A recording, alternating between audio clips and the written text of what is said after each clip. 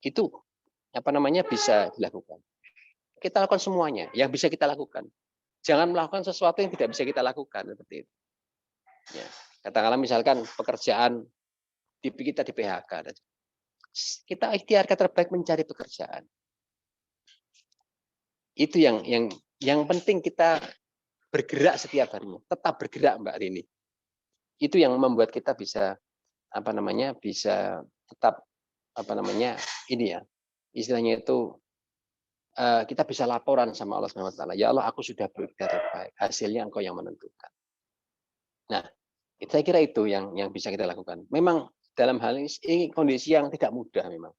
Karena yang dulunya ada pendapatan sekarang tidak punya pendapatan. Ini tentunya hal yang sangat luar biasa sekali. Nah, apakah untuk bisa menciptakan pendapatan lagi dalam waktu singkat itu kan butuh waktu juga, nggak bisa langsung. Tapi intinya yang bisa kita langsung lakukan itu apa? Ya kita fokus pada ikhtiar terbaik yang bisa kita lakukan. Apa yang kita lakukan? Yang mungkin online itu bisa menjadi suatu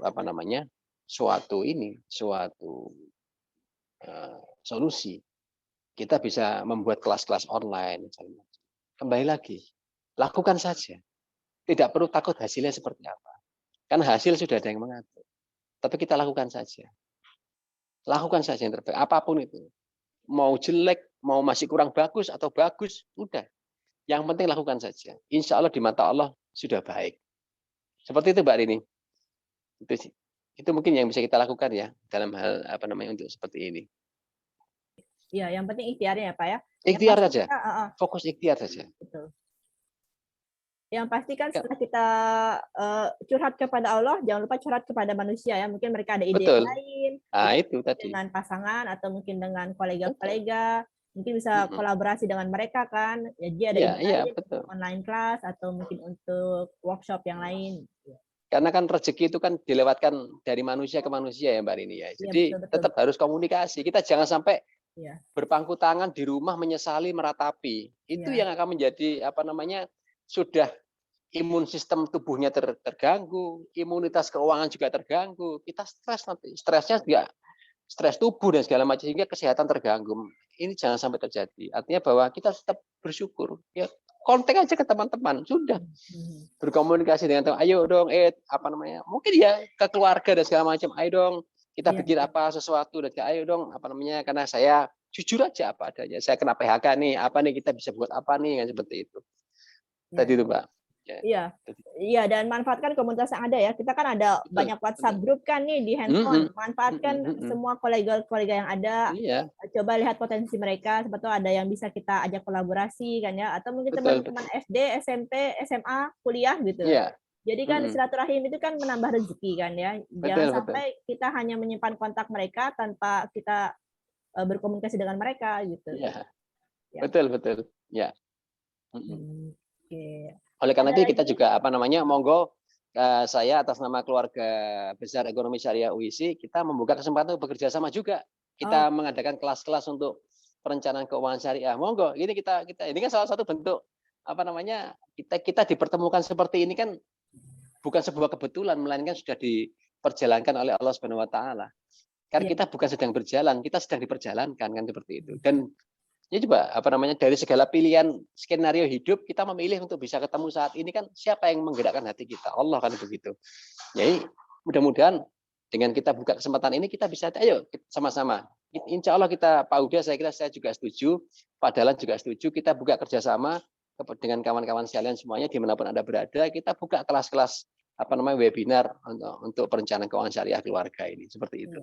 Monggo, kita menunggu nanti kita bikin sama-sama yuk. Iya, semoga kedepannya ada lagi kolaborasi yang lain ya Pak ya. Amin. Ya. Atau ada tambahan dari Pak Huda, Pak Ahmad Hudzaifah? Baik, terima kasih Mbak Rini. Saya pikir ini adalah awal saja ya. Jadi awal di mana kemudian sebenarnya kami ingin membuat satu gerakan karena kita juga sebagai provider sertifikasi profesi Associate Wealth Planner ya bekerja sama dengan FPSB Indonesia yang itu adalah organisasi financial planner internasional. Ya mudah-mudahan nanti selama ini kan kita fokus pesertanya ada di seluruh Indonesia sih sebenarnya. Jadi ke depan ini mudah-mudahan nanti peserta yang mungkin dari luar negeri gitu kan, termasuk juga dari Malaysia, ya atau mereka yang kemudian saat ini studi atau kemudian sedang bekerja itu dapat kemudian ke depan mengikuti kegiatan kita. Jadi sebenarnya itu kan boleh dibilang skill yang harus dimiliki ya ketika kita dalam kondisi apapun ya, apapun profesinya. Karena kalau kita membaca studi, kalau sebenarnya kita mau membangun ekonomi negara itu kita harus juga membangun ekonomi individu keluarga. Jadi agak susah kalau kita membangun ekonomi negara, kemudian kita mengabaikan ya tidak memperkuat atau membangun ekonomi individu ataupun apa itu keluarga. Yang terjadi biasanya sifat konsumtif nanti. Jadi economic driven, jadi didorong apa itu consumption driven. Jadi lebih didorong oleh aktivitas konsumsi, kemudian juga mungkin juga external debt. Jadi mungkin juga pembiayaan asing, karena kalau kita lihat data juga Bapak Ibu sekalian, itu kan masyarakat kita lebih cenderung senang untuk berhutang daripada menabung, berinvestasi gitu kan ya. Jadi boleh dibilang kan ya kita bisa cek ya, kita survei data-data yang ada seperti survei Indonesia Family Life Survey gitu kan ya, atau IFLS itu kan kalau kita lihat tren datanya memang semangat masyarakat kita ya untuk menabung itu juga nggak begitu bagus gitu kan di Indonesia. Jadi kita harus mulai melalui kegiatan apa itu penyadaran ya. Saya mikir ini bukan sesuatu yang dibicarakan, ini dilakukan dan menjadi lifestyle. Jadi menjadi lifestyle ya. Jadi menjadi gaya hidup ya ke depan harusnya. Yang mana sebenarnya kegiatan yang kita lakukan itu walaupun menjadi gaya hidup, tapi itu bisa disertifikasi dan juga manfaatnya bisa diberikan ya, tidak hanya manfaat individu tapi juga manfaat profesional ke depan gitu. Itu Mbak. Jadi saya pikir itu yang bisa mungkin kolaborasi awal ya. Jadi mudah-mudahan nanti tetap ada kegiatan yang lebih lebih banyak lagi, lebih terstruktur, lebih banyak aktivitas-aktivitas yang ya membangun lah ke depan seperti itu. Saya background-nya ekonomik sama seperti mungkin Mbak Rini juga ekonomik. Satu saya ekonomik, kedua saya economics gitu kan ya. Tapi saya banyak belajar tentang manajerial, kemudian bahkan belajar tentang psikologi organisasi itu justru di dunia pekerjaan.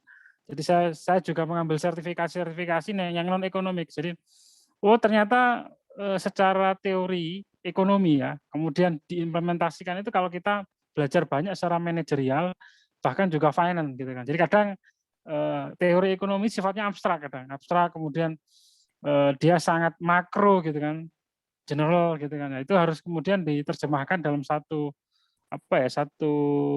disiplin ilmu ataupun satu kerangka berpikir yang itu sifatnya praktis, dan itu biasanya ada di sertifikasi sama ilmu manajemen biasanya seperti itu. Iya betul.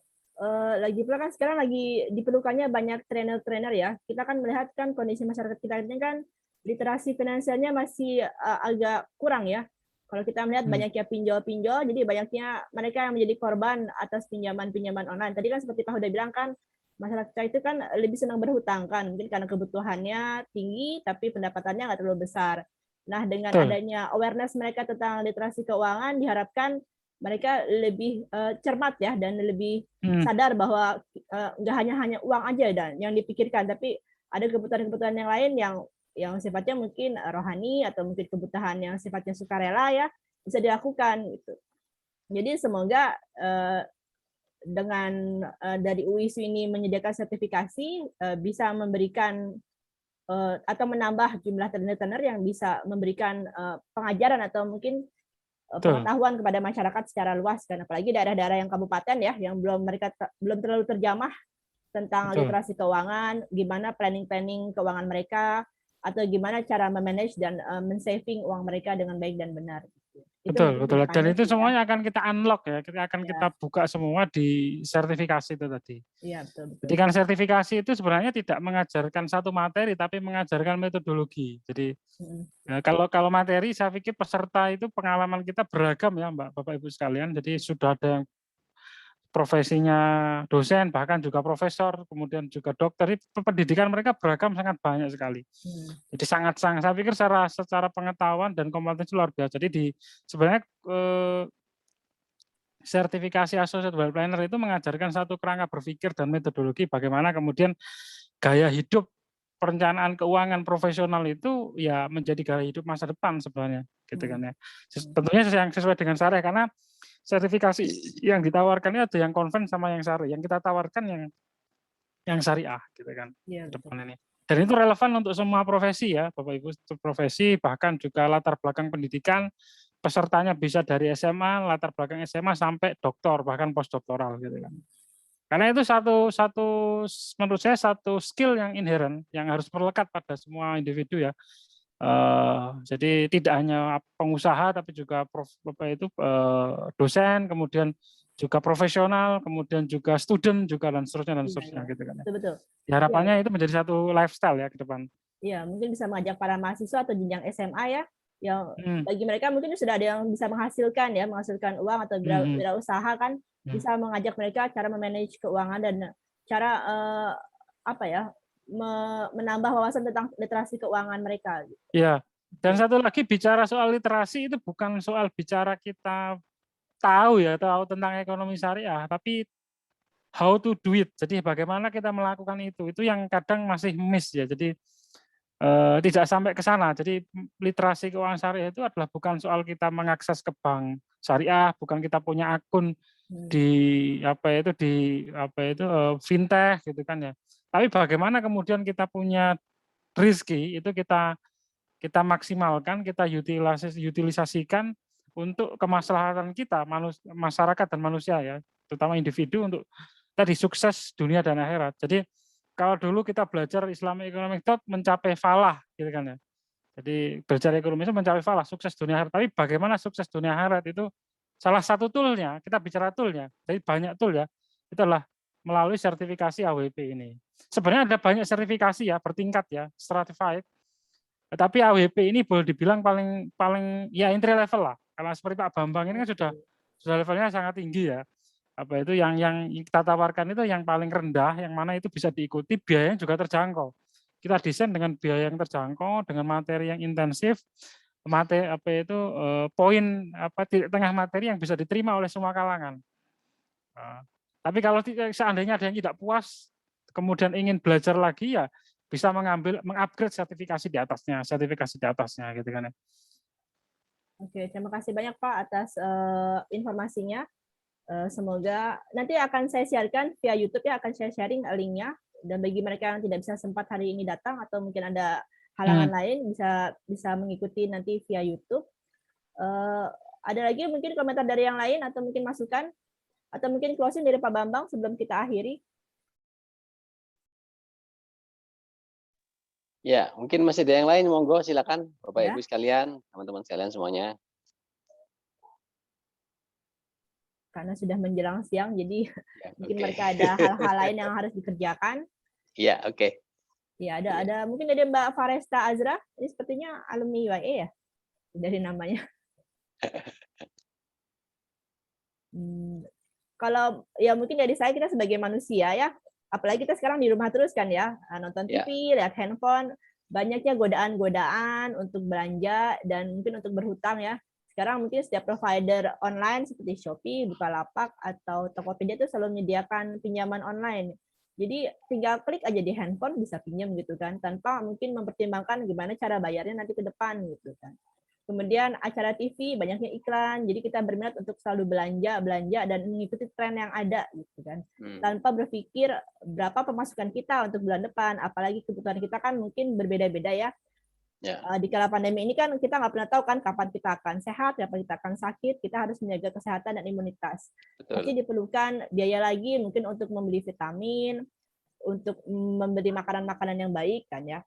Itu mungkin bisa di-sharing kan ke depannya gitu kan, bagaimana kita secara bijak mengeluarkan uang kita untuk hal-hal yang baik tanpa kita tergoda untuk membeli hal-hal yang mungkin belum kita perlukan gitu kan, mungkin seperti handphone atau mungkin ya satu lagi mungkin Bapak Ibu sekalian Mbak Rini. Jadi kalau materi saya pikir peserta itu bisa berselancar ya, browsing independently ya. Artinya karena kan sekarang era internet, jadi informasi itu banyak sekali. Biasanya yang tidak ada di sana itu adalah diskusi tentang bagaimana kita memaksimalkan pendapatan. Nah, ini yang penting. Kalau kita tidak bisa meminimalkan pengeluaran, ya maksimalkan pendapatan. Jadi teori dulu maksimasi yang kita pelajari di ekonomi mikro ya, maksimasi kemudian minimisasi, profit maximization itu kan jadi satu abstrak teori. Nah ini sebenarnya implementasinya tadi di banyak pendidikan sertifikasi gitu. Jadi kalau kita nggak bisa minimalisasi biaya, ya kita harus mencari optimasi gitu kan ya, optimasi pendapatan gitu kan ya. Nah tapi biasanya yang kalau dilihat dari sisi efisiensi kemudian cost reduction itu pada tahu semua, setiap individu tahu semua. Tapi biasanya yang disaringkan di kelas sertifikasi itu adalah banyak diskusi adalah bagaimana kita memaksimalkan pendapatan gitu kan ya. Itu yang kemudian banyak beredar, banyak kemudian diperbincangkan gitu kan ya. Tentunya yang sesuai dengan prinsip-prinsip syariah, dan itu biasanya akan dibahas di kelas. Jadi para penyelenggara, trainer itu bukan orang yang serba tahu, memfasilitasi proses diskusi exchange ya. Jadi biasanya ada peserta yang punya kasus-kasus tertentu yang mana itu kadang didiskusikan dan kemudian ada solusi dari peserta yang lain gitu kan. Itu yang memang tidak mungkin kita dapatkan dari mengakses materi saja gitu kan. Di internet, tapi perlu proses intensif discussion, kemudian juga proses dialog antar satu peserta dengan peserta yang lain. Itu mungkin Mbak, terakhir dari saya. Terima kasih. Yang pasti sih kita memberi motivasi kepada mereka kalau ingin mendapatkan tambahan lain, kira-kira bisnis apa yang prospeknya baik gitu kan, dan bisa menunjang kan. Saat ini kan kita hanya terpikirkan online webinar atau mungkin ada hal-hal lain seperti, dan juga investasi apa yang minimal tapi tidak terlalu berpikir panjang. Tapi tidur saja nilainya meningkat gitu kan. Itu kan biasanya senang apa itu yang dibicarakan. Dan itu sekali lagi tidak melihat berapa income kita. Jadi apa yang mau kita lakukan gitu kan.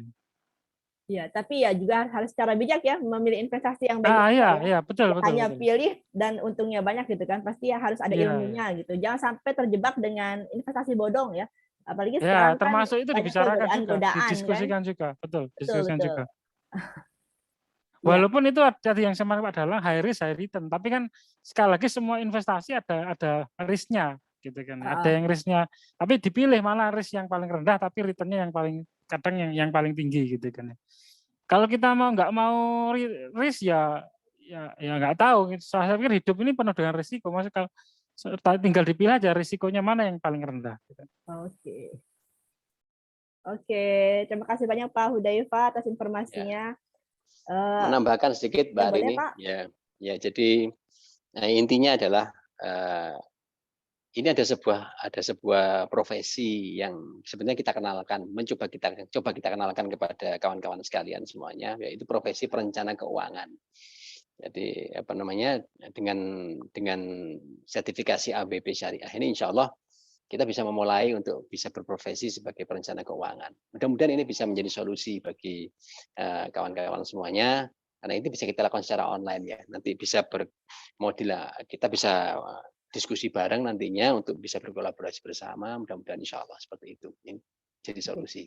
Ya karena kita ini adalah suatu apa ya istilahnya itu, suatu sektor yang memang kalau menurut saya ini life skill ya. Jadi perencanaan keuangan ini, financial planning sebenarnya suatu life skill yang tentunya harus kita siarkan seluas mungkin kan seperti itu kepada masyarakat, terutama dengan menggunakan prinsip syariah agar literasinya meningkat.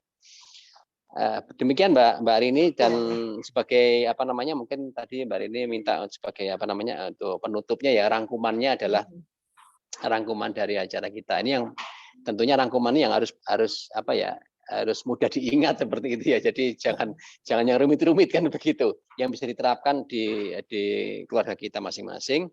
Intinya adalah 3 pos keuangan tadi Mbak Rini. Jadi ada dalam kita mengalokasikan pendapatan itu, membuat suatu buah perencanaan keuangan itu adalah kita tentunya pertama harus punya catatan keuangan, ya harus senang nyatat seperti itu. Dan kita punya alokasi apa namanya pendapatan tadi itu, 3 pos pendapatan tadi itu. Yaitu apa, yang pertama adalah kita punya pos untuk sedekah, yang kedua kita punya pos untuk kehidupan masa kini, yang kebutuhan keluarga bulanan, tahunan seperti itu, yang masa kini yang saat ini kita butuhkan. Kemudian kita juga punya satu lagi pos untuk kebutuhan masa yang akan datang.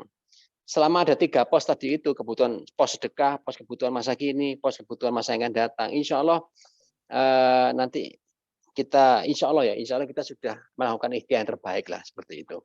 Proporsinya bisa terserah. Apakah untuk sedekahnya berapa persen, untuk kebutuhan masa kini berapa persen, untuk kebutuhan masa depan berapa persen. Tapi yang penting ada 3 pos tadi itu. Insya Allah itu kita sudah melaksanakan perintah Allah Subhanahu Wa Taala untuk wal tandur nafsum ma qaddamat liqad, menyiapkan hari esok dengan sebaik-baiknya. Saya kira itu Mbak Rini. Jadi nantinya mudah-mudahan kita bisa melanjutkan kapan nanti kita lanjutkan lagi untuk berdiskusi bersama terkait dengan hal ini. Karena kan ini harus tadi itu Pak Uda bilang bahwa ini bukan sesuatu untuk selalu untuk dikaji terus ya, tapi untuk dilakukan seperti itu. Semakin banyak kita melakukan, semakin kita banyak berdiskusi, insya Allah semakin akan membuat kita banyak nanti saling sharing, saling mendapatkan tambahan, berbagi dan segala macam seperti itu. Iya. Terima kasih Mbak Rini. Iya, terima kasih banyak Pak atas waktunya. Iya, semakin kita sharing, semakin banyak ilmu yang kita dapat, semakin kita lebih aware lagi dan bisa memberikan informasi kepada yang lain ya Pak ya. Diharapkan mereka juga nggak hanya teori aja, tapi bisa melakukan prakteknya gitu kan Pak. Karena kan teori juga mungkin mudah, tapi kan prakteknya kan lebih susah kan ya Pak. Iya. Kadang-kadang harus ada keinginan dan niat gitu Pak untuk melakukannya. Insya Allah kedepannya mereka lebih tergerak gitu. Iya, kalau merencanakan sendiri kan kadang-kadang masih banyak godaan. Tapi kalau sudah bersama-sama, ketemu bersama-sama dalam sebuah komunitas, saling ngobrol bareng, diskusi bareng kan ada yang saling mengingatkan. Ayo, udah nabung belum? Udah invest belum kan gitu? Udah nyatet belum kan gitu? Ada yang ingatkan. Ya, jadi sering berkumpul dengan orang-orang yang berilmu dan istiqomah, kalau kita mendapat hal yang serupa seperti mereka. Insya Allah. Oke, terima kasih banyak. Dari Pak Huda ada lagi yang disampaikan?